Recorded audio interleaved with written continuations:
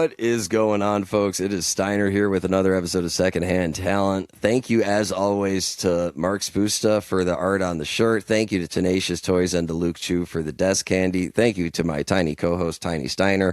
And thank you, as always, to all of you for listening, reading, watching, wherever you are. And to this week's guest, Greg from Glass Pony. That's Greg, me. Welcome to the show. Dude, thank you so much for having me. This is a lot of fun. I'm so glad to be here. This is really cool. This is great. We've been having so much fun already. Yeah. I mean, folks, we've been having phenomenal. The sound check was great. We've been having awesome conversations, and it's really helped me geared to prep for what we're going to talk about now. But before anything else, the first time that we got in contact, and I told you I had a podcast called Secondhand Talent. Yes. What was the first thing that came to your mind, word association wise, when you heard the name? It's funny that you asked that because it's such an interesting phrase because I think the secondhand component conjures an image of maybe a guitar that got passed down to you from your dad or your older brother or something, or you're wearing your older brother's band shirts or something. It's cool because there's a lot that you can kind of think about there. But that's a long way of saying I'm really not sure, but it was very intriguing and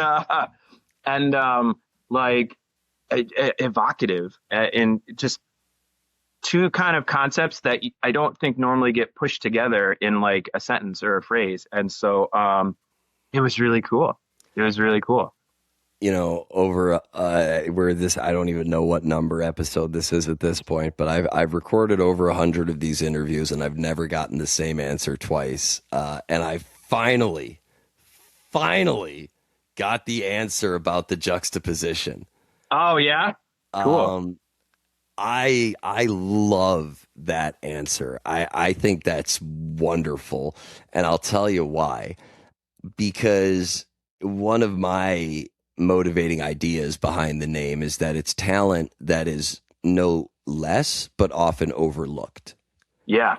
And, when we think of secondhand, it's kind of like hand-me-downs, good thrift shops, Goodwill, passed down generation to generation. But talent is something that we look for in the now. It's not something that, obviously we respect the talent that's come before us, but we don't really put a spotlight on talented people in their prime as often as we should in as many spaces as we can. Right. And there are so many people who work so hard to make sure that you have a good time when you show up for doors at 7:30.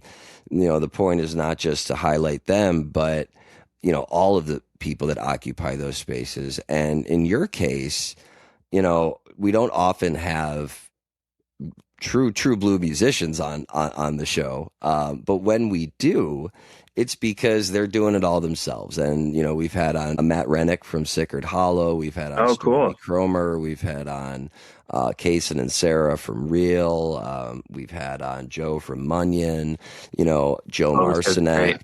People who are really handling all of the aspects on their own.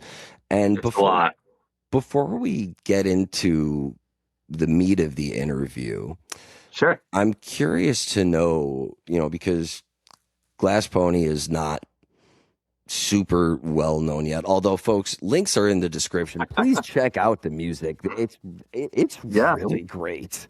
It's really, really, really fun to listen to. A lot of instrumentals, some great lyricism, wonderful vocalics and harmonies. I really highly recommend it. And again, all of those links are going to be in the description. And like I was saying, before we get to the meat of the interview, I'm curious to know what's the makeup of the band, and what are some of the responsibilities that each of you have when it comes to all of the stuff that it takes to have a band and make it. Yeah, sure. Yeah. There's a lot that goes into it. It's funny because in a way, playing the music is almost like, I don't want to say an afterthought, but like there is so much infrastructure around being a band that I don't know if I want to say that the general public doesn't know. I mean, they think they probably assume there is, but like, dude, there's so much. Booking, recording, like getting promo up on social medias and stuff, and it's a lot of work, man. And you've got to really care about it and believe in what you're doing because it can be an all-consuming thing that you're kind of always pushing for, man. Trying to reach out and make a dent because there's just so much music, man. We have smartphones and high-speed internet. You can listen to and you can do anything with your time. And the proliferation of like home studios and stuff has made it so that everybody can make awesome music. There's just it's we live in a bountiful era of entertainment in that regard. But as far as you were asking about makeup of the band. Yeah, I play guitar. I sing a bit. We've got Eddie Hoteling. He is our main lead singer, and he plays guitar too.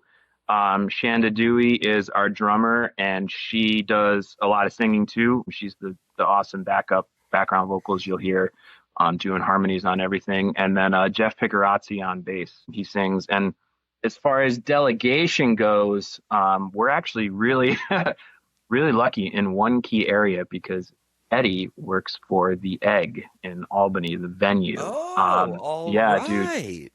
Yeah, man. Very familiar.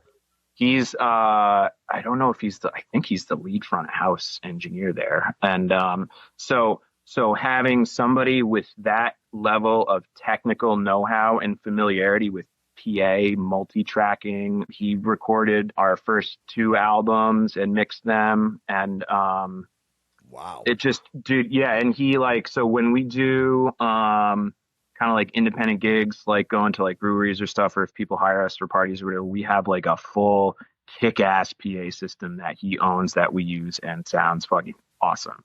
And it has a lot of components, subwoofers, and we have in-ear monitors. We have a whole recording rack and a multi-track recording rig that he built in a rack with a mic splitter for PA front houses and stuff. And that's really atypical for a band like your size. So okay, so that's sure, we have our yeah, tech, we have our tech and gear. yeah. Now where does everything else kind of fall out? So I like doing a lot of the video work, and I do a lot of the social media stuff just because I don't know, kind of comes naturally to me. We all kind of have our own various networks and connections as far as booking shows and stuff, like the people we know and, kind of our primary connections with folks in the scene and, in the greater area. So we kind of all, in a way, handle some of the booking. Shanda does most of it and is really, really good at that with locking down the details and stuff. I'm flighty and my ADD gets the best of me in that regard. I resemble that remark. Yeah, dude. And, I'm really good and I like making initial outreaches and stuff just because that's something that, I don't know, I enjoy doing and comes naturally that I learned from my dad, which is a crazy fucking story, man, that I can tell you. We can do it now. We can save it for later. It's a crazy story. But he got us into Abbey Road Studios when we were on vacation. So I've learned a lot from my dad. It's one of the wild things in life. Just asking and being kind. Yeah, and dude. the combination of those two things gets you so far. You really won't, you can't understand unless you practice it. And once it becomes that way of life for you, it opens so many doors. And what I love about that story you just described is it's finding, you're already on in an experience, you're on a trip and you're experiencing this amazing thing in this wonderful historic place that means so much to you. And then you find it's like unlocking the mystery achievement, like the secret level or the secret adventure within the adventure. I remember, 7 years ago now, I was in Amsterdam to go see Tool.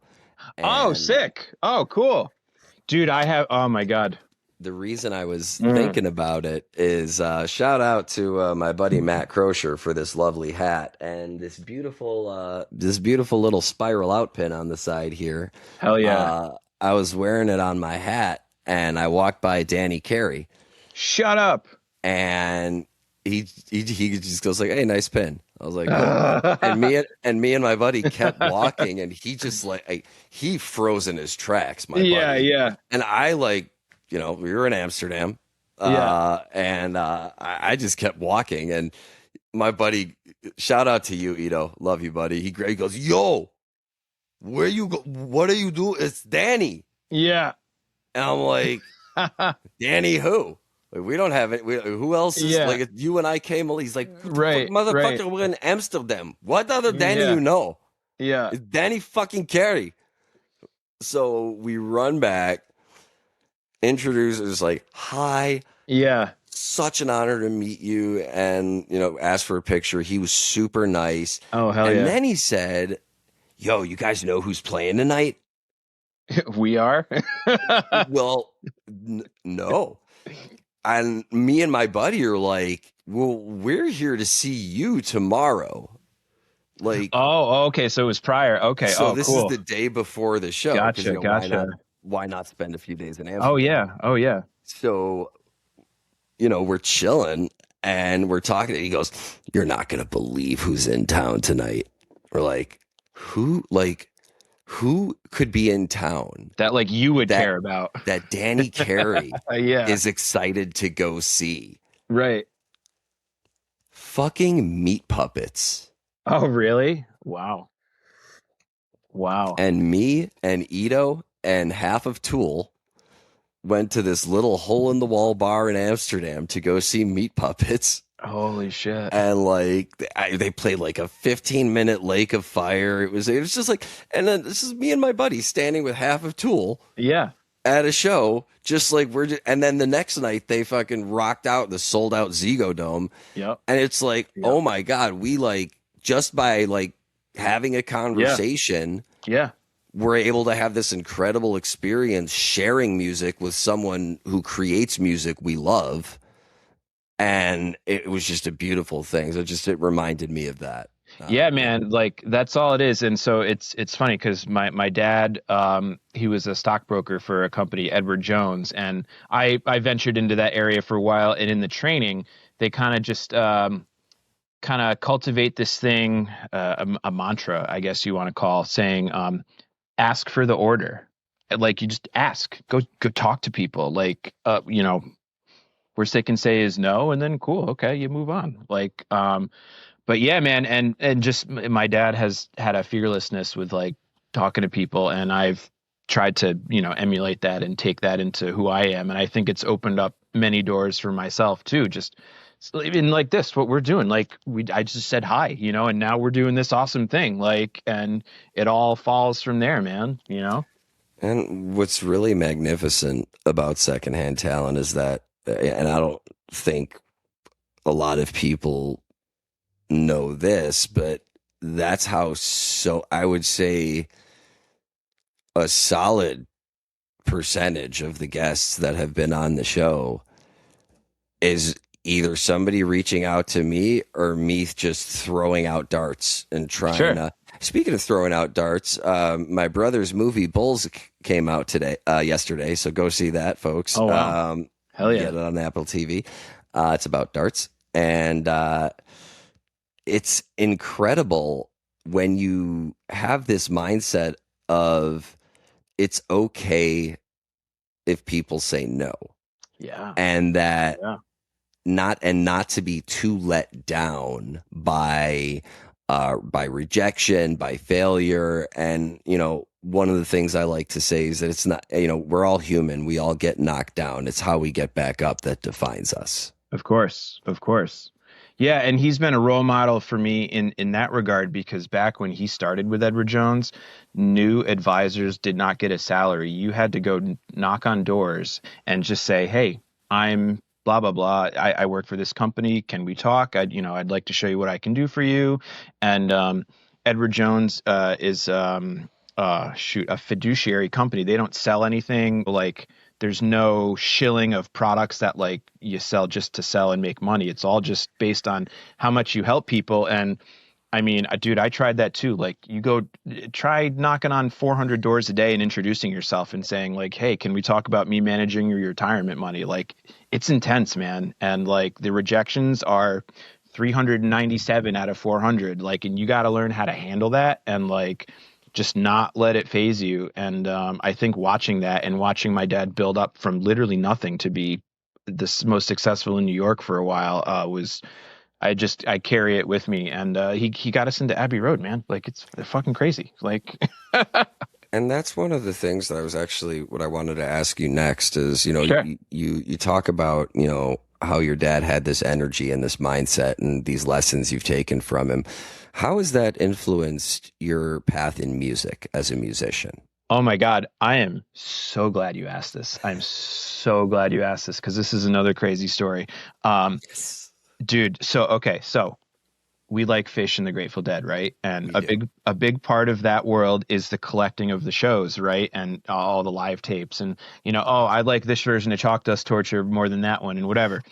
Dude, my dad was a massive Neil Diamond fan, and one of the most visceral, like burned in my mind memories is his stereo setup when I was a kid. He had drawers full of Neil Diamond bootleg tapes, live shows, and Wow. interviews. Dude, I just like the sprawl of Neil Diamond was like just in my mind. And so it's funny. I think about today, you know, whatever that collector aspect of passion and I mean obsession maybe, it translates to Fish and the Dead, like before the internet was super fast, I was downloading shows off of E-Tree and burning discs. Yeah.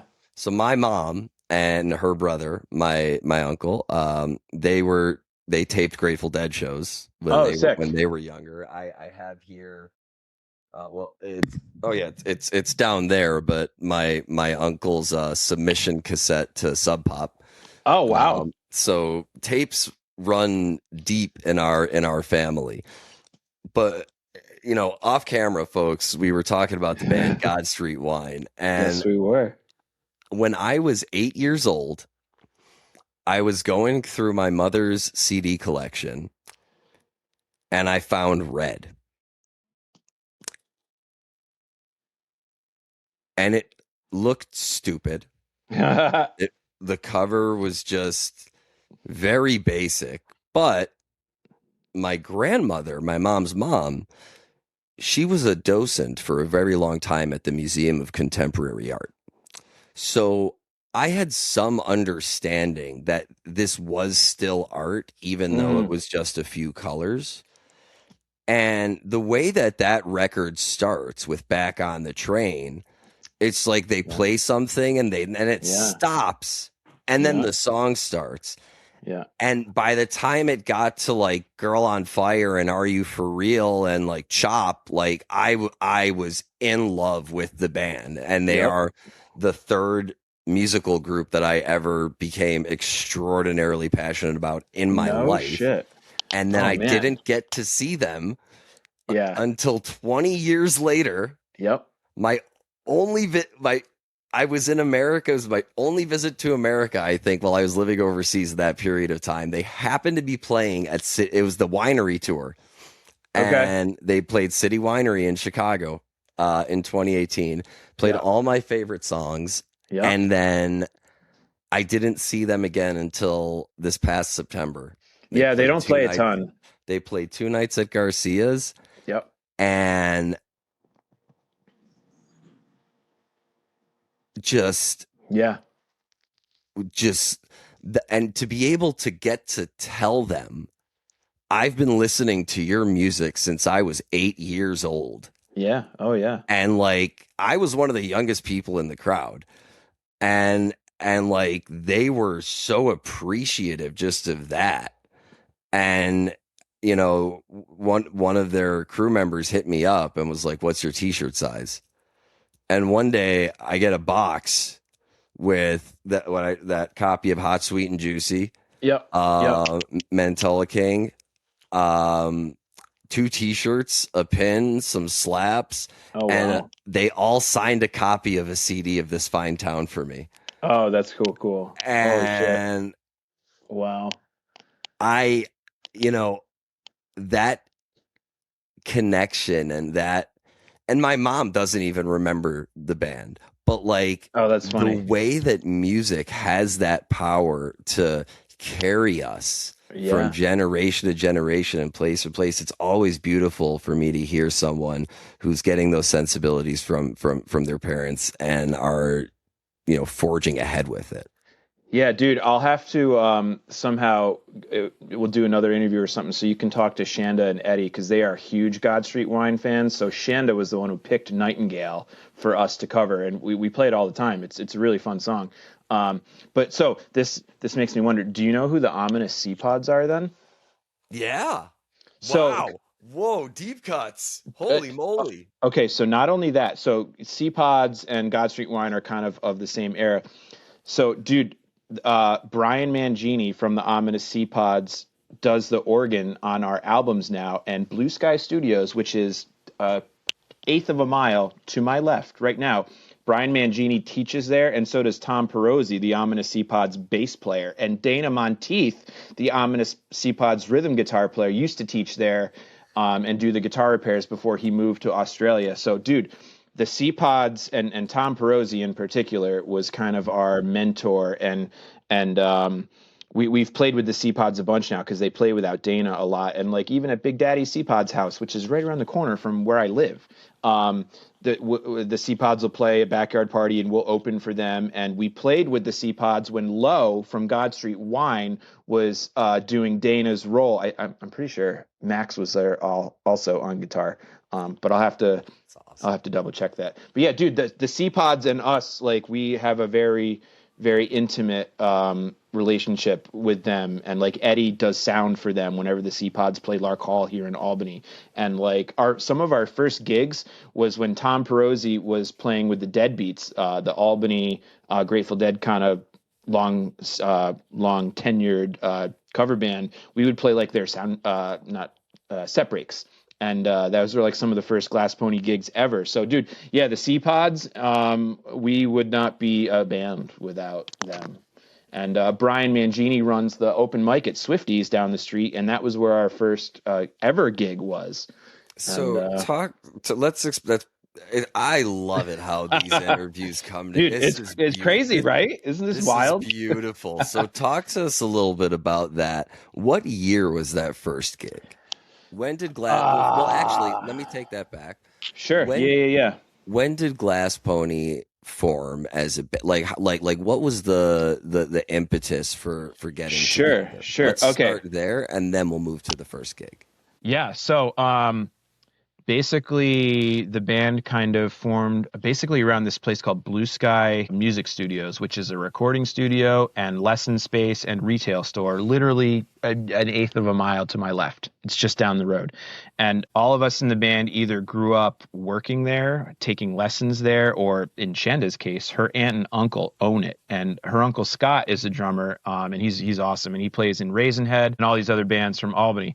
But so the way the band started is every summer they would host a pig roast party up in the mountains at their house, and they always have music and the bands play, but then at the end of the night they do like a super jam kind of thing where everybody can kind of come and play. And for years all of us had known each other because we would go to see Fish together and just go to shows around the area. And I wish I remembered what the actual impetus was where we were finally like, hey, why aren't we playing together? We should have a band. So we all brought our instruments up to the Pig Jam in the summer of 2017 and we jammed, and it was a lot of fun and it was really good. And we were like, oh yeah, we probably should do this. And so we got together and we worked up Brown Eyed Women and Walk Away by the James Gang because it was a rock and roll song that Fish was covering and kind of easy to get going.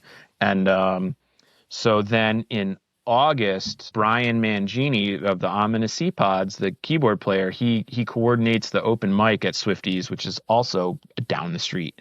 And he had us come up and we did, I don't know, 25 minutes. We jammed Brown Eyed Women into Walk Away, and that was it. Jeff wasn't in the band yet. Our friend Nick Graziad was playing bass at that time, and he played like 7 shows with us before Jeff joined, which is a funny story because it parallels exactly how Phil Lesh joined the Dead because Jeff wasn't a bass player. We called him over to the house one day, kind of, and like almost like in a serious way. We're like, "Hey Jeff, can you come over to Eddie's house? We need to talk to you." And he's like, "Uh, okay." And so like we're like sitting down outside on Eddie's porch. What did I Yeah, do, and who did I do it to? yeah, What did I right. do, and who did I do it to? What the Yeah, fuck? Yeah. exactly, man. And so like we all sit down, and he's like, "So what's up, guys? What's going on?" And we were like, "Well, do you want to play bass in our band?"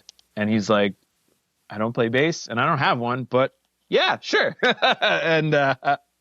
And his roommate at the time had some gear, so he borrowed that, and we had a jam or two with him just to make sure it gelled, and the jam went well, and the rest is history. But that's how Phil joined the Dead, because Jerry was like, "I know Phil, and I know he knows music. He doesn't play bass, and he doesn't have one, but he knows music, and I bet he can do it." And the rest is history. So, yeah, Oh, and that's why I said, dude, absolutely. the C Pods, man, like if not for them, we wouldn't exist because that was our first show. Brian arranged it, and then I think our second and third shows were set break quick sets for the Deadbeats that Tom Perozzi, the C Pods bass player, got us to get on with. I mean, that's incredible. And what fascinates me even more about that, I mean, there's no way you could possibly know this, but the reason, if I had to put it to one person, the reason that I have a career is thanks to the late great Jim Bucas of Paradise Waits, which was one of the great Chicago Grateful Dead tribute bands. Oh, cool. And he really, like summer 2007, 2008, he really, had my back and kind of took me under his wing a little bit. And that got me into the first door. Right. And he wasn't, but he wasn't going to open all the rest for me. But and he passed away sadly a few years ago.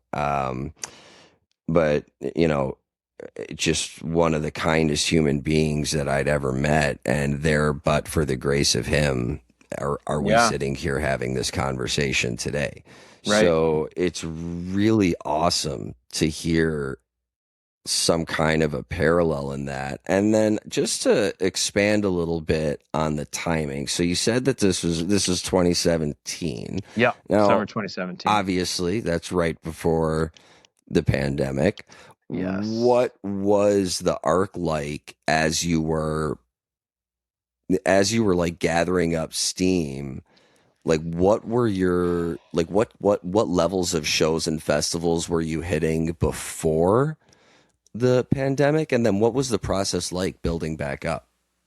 Yeah, man. Yeah, COVID knocked us pretty hard because I think we had a lot of momentum going into that because we had been opening. I'm pretty sure this is all pre-pandemic. I'd have to check our dates, but we'd opened for Dogs in a Pile, Perpetual Groove. I think we did some C-Pod shows. We were getting a lot of gigs, and it was going really, really well. And then just COVID stopped it all, and it was hard to recover a bit. And as a result of that, some band members, we had to make career adjustments because we needed to live and survive. And now COVID is changing everything, and just everything is different now. So our paradigm has been a little different lately, but we're still getting lots of offers. Like we opened for Midnight North, which is Phil's son Graham's band, and opening for the Magic Beans and stuff since then. Oh man, I should have had a list. So it's been good, and in the interim, we are all also getting older, and life is taking its own path. So we've had to adapt just the way the band has been operating a little bit, but it's great. I mean, we have tons of emails in our inboxes now of Space Bacon wanted us to do a show with them, but we couldn't calendar wise make it happen. So everything is still going apace, and we're kind of just I don't know, letting it come to us a little bit more, which has been really good and really successful because it's weird. It's almost like you have to trust in it and not have like a direct hands-on. I can't think of the right words to do this. Like where you're pushing for it all the time, you've got to relax and let it come to you, and it'll all be okay. And that's kind of sort of the mentality we've been having lately, and it's been going good. And that lets us, like, we've made a lot of great relationships with more new bands. Like, we played with Swerve this past summer, and they stayed here. They slept in this room. And, dude, Swerve is so good. Dude, Swerve is fucking awesome. I hope those guys ascend to where Goose is and Fish. They absolutely deserve it. But, like, we're great friends with Oregon Fairchild.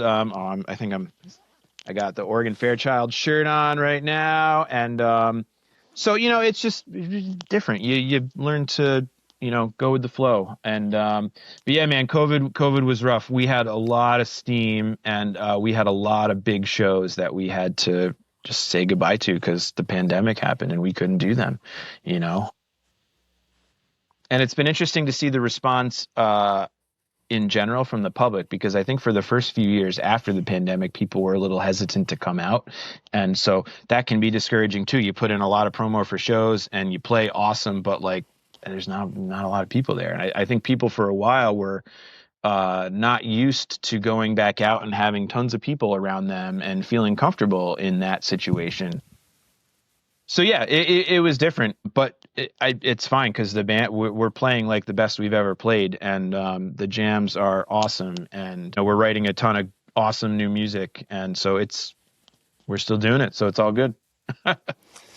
And that's, I mean, to me, that is the essentials. I want to hone in on one very specific thing that you said. Yeah, yeah, Having that mindset.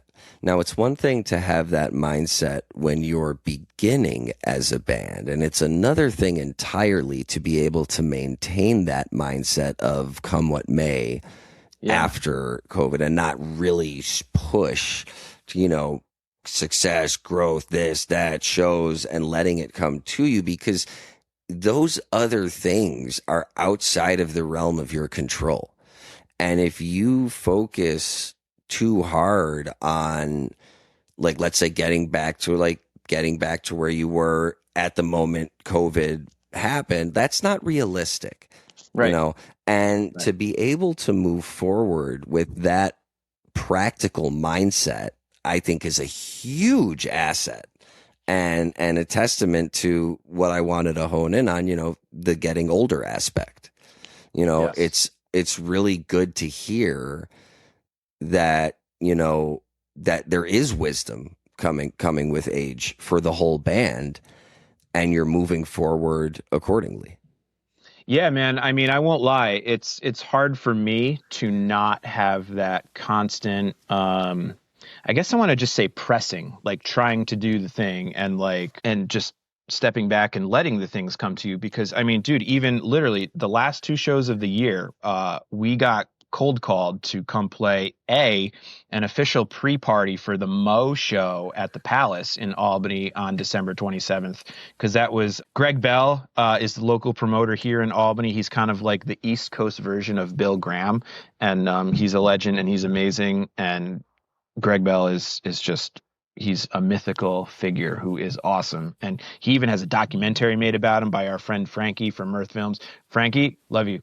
And so he asked us to come do that Mo pre-party, and then we got asked to open for the Allman Betts band on New Year's Eve in Saratoga. Dude, it's the son of Dickie Betts and Greg Allman. And the drummer was, at least recently, was Roy Orbison's son. And so, like, dude, we didn't reach out and do that. That came to us. And that's I guess a reassuring thing to think that people of that caliber, even if we're not pressing forward as much the way we used to, that those things are still coming, and we're being sought after for those high profile gigs. And it's crazy, man. I walked by Dickie Betts' son, Dwayne, like on stage. He was like setting his guitar down. We had to go put like our amps up or whatever. And I was like, hi.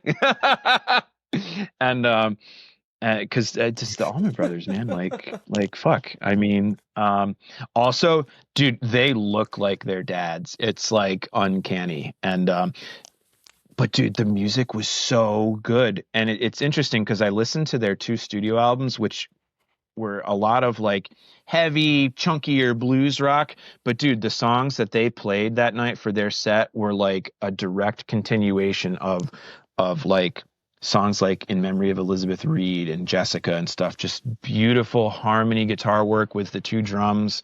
And it was just incredible, man. Like I just like it It's still it's feels a like a dream. testament. It's a testament to, well, first of all, it's so important to maintain that appreciation and great and gratitude, but also it's a testament to not pushing so hard and letting the things come that helps you appreciate them that much more. You know, when you are, I say all the time, the key to happiness is low expectations. And so that when Yeah, those dude. things do Yeah. come your way, like, well, this has been a fascinating, meandering, wild conversation interrupted by me being on call and Yeah. a true secondhand talent experience. And I Yeah. think the best way to round this out is talk to us a little bit about what is Glass Pony today. Yeah, man. It's so funny because like it's something I think about a lot. As a band, we have a lot of wide-ranging influences as far as like where we come from musically. I grew up playing death metal, like crazy stuff. Like if you've seen Ace Ventura, the mosh pit scene in the club, that's Cannibal Corpse playing Hammer Smashed Face. Like that's what I was doing. And I came to Fish because my friends in high school were like, "Hey, you want to come up to SPAC on 6/19/04?" And I was like, I don't know if I'll like it, but I'll hang out, just party with you guys, whatever. And I stood outside the fence and was just, it was a religious experience. And just the power of the piper from that night changed my life. So I have a very different background in so far as like, I don't know like all the Bob Dylan songs or the Rolling Stones songs that like, a lot of people in this scene know. So we just have a wide range of disparate interest, and Jeff's like a really big jazz guy, but when it works, it comes together as this very cool, unique thing that I like a lot, and I think is a unique sound in the jam band world. And yeah. Do you have a And thought? I think it's good though. I think that's actually a positive marker to have multiple, people with different varying backgrounds and interests because that allows you to create music that is far more unique. Yeah, absolutely. I very much agree because as the band has gone on, what I realize as far as myself goes, my lead style playing and my sense of melody is really driven by my love of German trance music from 2001, specifically Paul van Dyk. If there's any trance fans out there, dude, I Paul van saw him Dyk. in 2010. Oh my God, dude. Oh my God, dude. He is like my soul with He was Fish. opening for Paul Oakenfold. Shut the fuck, dude.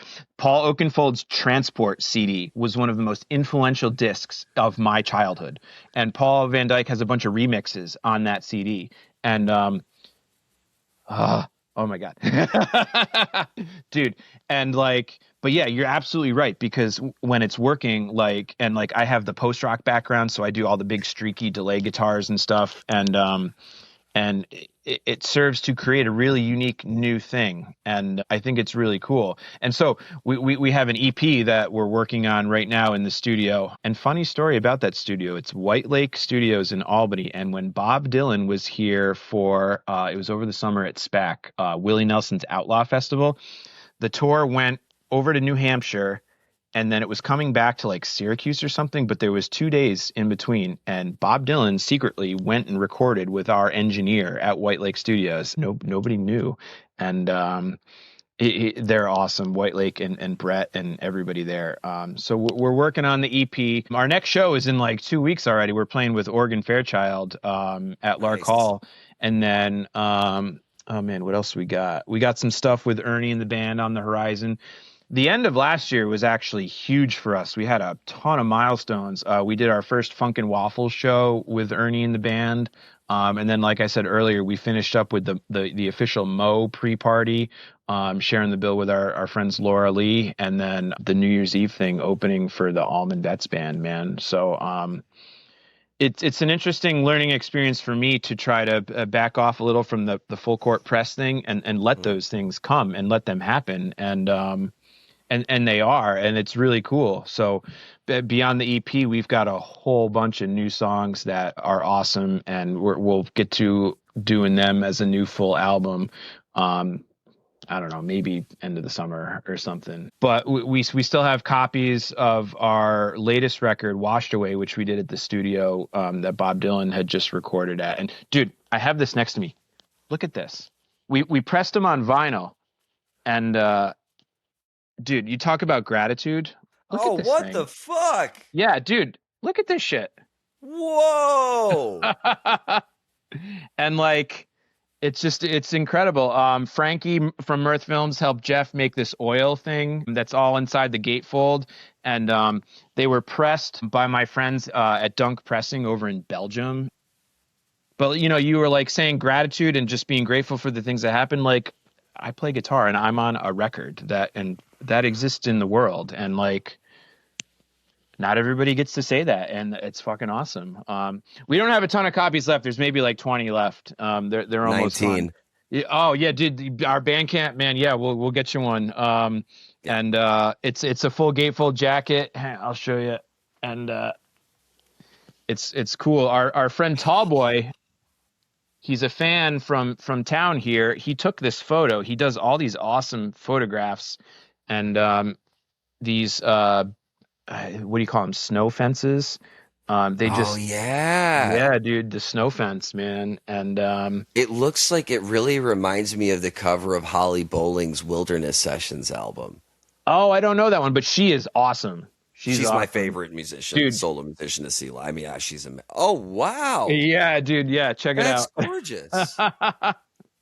So, yeah, Frankie from Mirth Films helped Jeff make that. It's not like computer imagery. They made like some oil thing, and they made that and photographed it. But like it did sound so good, man. We had it mastered for vinyl by this dude who's worked for Shania Twain and Busta Rhymes and Rufus Wainwright and like all these like legit people, and it sounds so good, man. Like for me, that's like the high watermark of like my music life, is like that's going to be the thing to beat forever, just as far as the songs go, the recording quality, the pressing quality, and like it just we're all super proud of that, and it's really cool to be a part of something that made that. Like it's not just me, man. Like I'm a small part of this operation, and to bring it to the theme of your show, Secondhand Talent, the superstars behind the scenes, man. Like, there's the four of us that play the music, and in a way that's a small part of the whole thing. Like we have our friend John who tapes all of our shows. He's kind of like our ace in the hole, and he helps us with so much on stage. It was setting up cameras, lights, just helping. Like he's changed my strings when I've broken strings during shows and stuff.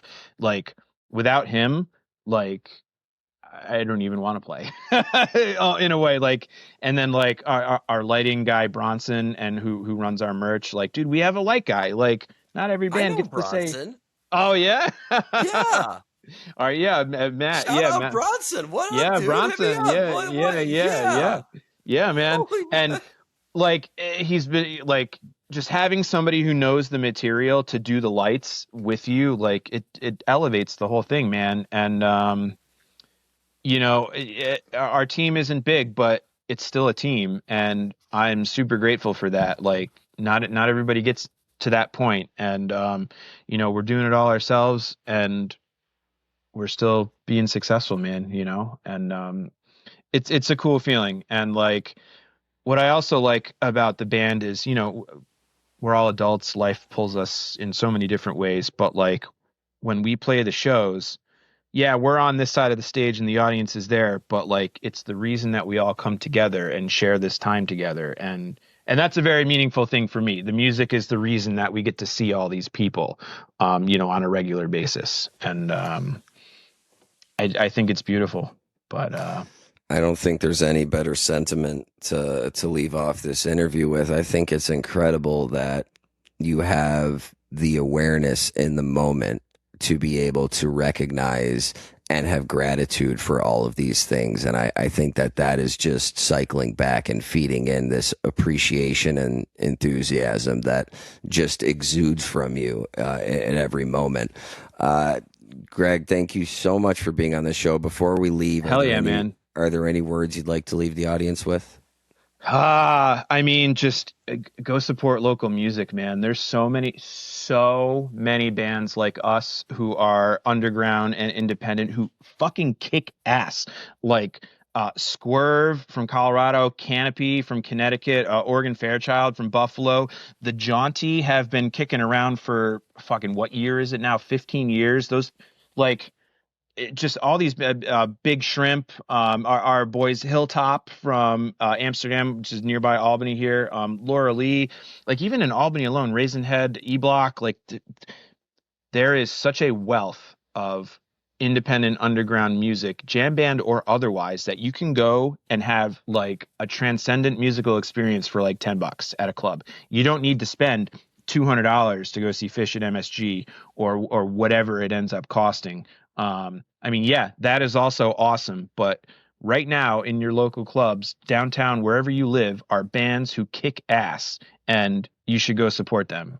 Because that's really where it's meaningful and most impactful. And like, it's awesome. Like you're there, you get close and discover all this new music, and it's just a beautiful thing. So go see the underground bands. You heard it. You heard it here first, folks. Get on your glass pony and go ride to a show. This is Steiner of Secondhand Talent. Thank you, Greg. Thank you, Glass Pony. And we will see you next Wednesday. Thanks, and that's man. a podcast. Hell yeah. Hell yeah. All right.